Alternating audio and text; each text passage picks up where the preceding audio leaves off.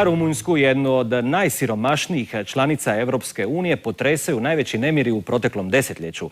Povod im je bila reforma zdravstva, a uzrok mjere štednje koje počinju davati rezultate. Nemiri u Rumunjskoj potaknuti su najavom reforme zdravstva na koje ta zemlja troši najmanje u Europskoj uniji, jedva 4% BDP-a. Lopovi i banditi, narod nema od čega živjeti. Otkako je 2007. postala članica Unije, Rumunjsku je napustio svaki 10. liječnik, ukupno njih 5000. U zemlji koja je u 20 godina promijenila 19 ministara zdravstva. Plan privatizacije zdravstvenih usluga izazvao je najveće nerede u proteklih 10 godina. Pozivam vas na razgovor. Rumunji imaju pravo biti nezadovoljni. Svakog od njih razumijem i znam kroz koje teškoće prolaze, ali nije rješenje u bacanju cigli i kamenja. Rumunjski premijer Bok, prema mišljenju analitičara, vjerojatno neće još dugo biti na vlasti, premda je štednja koju provodi počela davati rezultate. Primjerice, u protekle 2 godine plaće državnih službenika smanjene su za 1/4, a otpušteno ih je 200.000.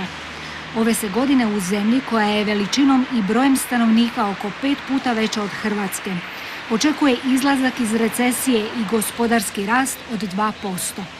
Prosječna plaća pritom iznosi 350 eura. Pritom treba znati da se sadašnji neredi u Rumunjskoj razlikuju od nedavnih nereda u Mađarskoj. Obje zemlje 2008. primile su međunarodnu financijsku pomoć u iznosu od 20 milijardi eura uz uvjet stabilizacije državnih financija. Danas nezadovoljstvo Rumunja proizlazi iz provođenja mjera koje daju rezultate, dok Mađari tonu dublje jer stvarne mjere ne provode. Prošli vikend, dok je policija suzavcem rastjerivala rumunjske građane, u Budimpešti su ekstremni desničari prosvjedovali protiv EU-a. Njihova popularnost zbog loše ekonomske situacije raste, pa je stranka Jobbik druga po snazi opozicijska snaga u Mađarskoj. Naš odgovor Europskoj komisiji je da se Mađarska treba povući iz Europske unije.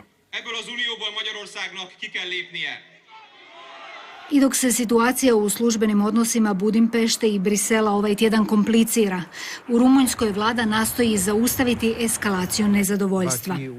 Rumunjski premijer Bok zaustavio je spornu reformu zdravstva i pozvao ponovno na suradnju u narodu popularnog zamjenika ministra, koji je zbog sporne reforme prošli tjedan podnio ostavku.